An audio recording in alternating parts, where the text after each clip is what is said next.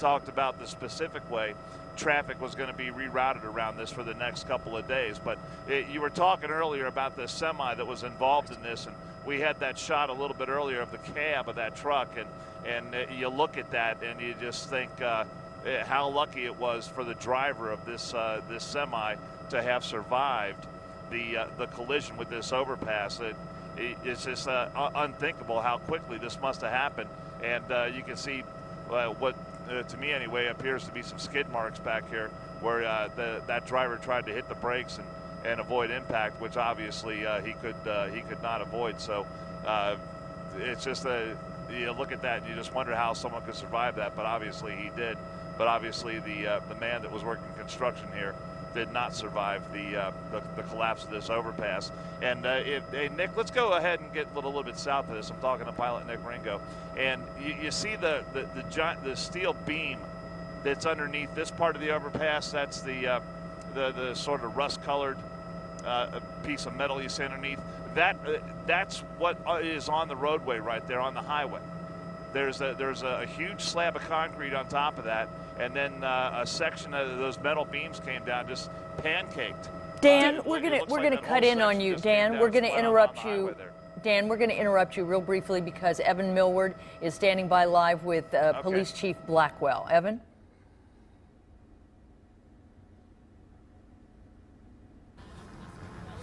I want to bring Police Chief Blackwell in. You were standing. Thank you for stopping by and chatting with us. We talked a little bit earlier, but you guys are calling this a workplace accident. Can you describe a little bit what is the scene like right behind us right now? Sure. So while the construction workers were in the process of demolishing the Hopple exit ramp from northbound 75, something happened. The structure gave way. A big piece of machinery collapsed with the deck onto the moving traffic of 75 below. Do we know what kind of machinery? It looks almost like a crane from up here, but we're a good ways away. Do you know what kind? Big piece of machinery, the Caterpillar there, several thousand pounds of machinery. The entire deck collapsed. We're very fortunate that we only have one fatality. There was a truck driver who was injured who smashed right into it as it was collapsing, but we're just lucky that it didn't impact other lives. You mentioned, and this has got everyone's attention tonight, expected up to 48-hour closure of southbound I-75. Can you describe the process that it's going to take to get this reopened? Sure. We're working on reroutes as we speak, and we hope to have a traffic reroute plan that we can push out to the media within the next 90 minutes to 120 minutes. This area clearly will be impacted for the coming days, so we're advising people to stay away from the area, take extra time tomorrow coming down to work. We're going to notify our UC students and our Cincinnati State folks as well. But this is going to impact the traffic for quite some time.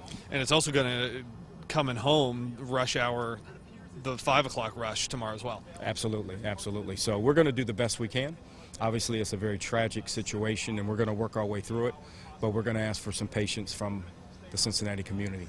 How many agencies are you guys working with right now? Because this was an ODOT project, but obviously this is your jurisdiction. It is, and our firemen are here, and my police officers are here. City manager just left. ODOT is here. OSHA is called in. The coroner is here. So this is a very fluid scene. It's evolving as we're here. We hope to have it contained and more information to you within the next 60 to 90 minutes. Earlier you mentioned up to hundreds of tons of concrete sitting on southbound 75. What does hundreds of tons of concrete look like? Wow. You know, I've never seen anything like this in my life, and the entire overpass has just collapsed straight down onto the freeway. So it's quite a sight, and unfortunately a person did lose their life. We do want to be clear, this is the old Hopple Street. It was in the process of being brought down. Correct. In a controlled way. Right. When this happened, right? Absolutely. Absolutely. Any parting thoughts? I know we want to let you get back, but things people should know in terms of obviously the morning commute impacted, the evening commute impacted. How about, is there any reassurance about safety of our infrastructure? It's something we talk a lot about in this city is infrastructure and needs for infrastructure improvements. What about the safety of Cincinnati's infrastructure? Well, we think it's safe, but we're going to take every precaution here prior to reopening the freeway. Obviously, this is a very major thoroughfare, in the city, in the state, in the nation for that matter. So we're going to make sure that we take every precaution prior to opening the freeway again. A lot of attention from this nationwide already tonight. What should folks in Cincinnati know from your standpoint, from police, from fire, from EMS, from emergency responders about it's not a mass casualty situation here, but it is a massive, intensive scene. There's excavation that needs to be done, things like that. How well prepared are your guys? We're prepared. I mean, there needs to be excavation and then assessment of the overall structure of the remaining bridge parts, and then the pavement itself we think may have some significant damage. So we're going to be looking at all of those factors prior to reopening I-75. All right, Chief, anything I'm missing? That's it. Chief. Chief Blackwell, thank you so much. You heard Chief Blackwell. There's going to be some reroutes information coming from Cincinnati Police here in the next hour or two. We'll be able to get that to you as soon as we get it. But this will impact traffic both in the morning rush, in the evening rush, into the next couple of days, probably into and through Wednesday. Chief Blackwell saying he's never seen anything like this. Hundreds of tons of concrete, an entire piece of construction equipment comes crashing down onto southbound I-75 earlier in the night, Monday night. This is now Tuesday morning.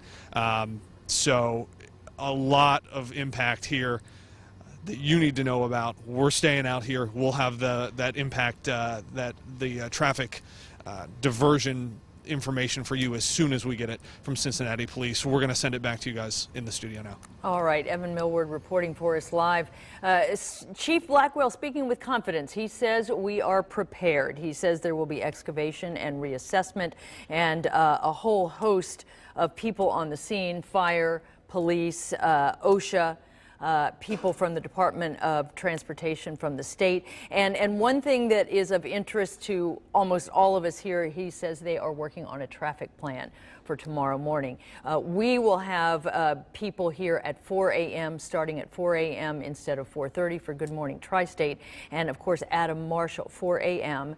And Adam Marshall, our traffic reporter, will be all over this, and we'll be looking at the traffic plan that the city comes up with. Yeah, sure thing. And Chief's also said he's never seen anything like this. I'm pretty sure I never have seen anything like this. Carol, you? I cannot even imagine. As we've been talking, I-75 stretches from Miami up to Sault Ste. Marie, and truckers all up and down and travelers all up and down that corridor are going to have to figure out a way, if they're going south, to work around this. Yeah, but they will have a plan, they say, and they're going to keep us updated through the night. We'll break in if we need to. We'll certainly be on WCPO.com. We'll be tweeting.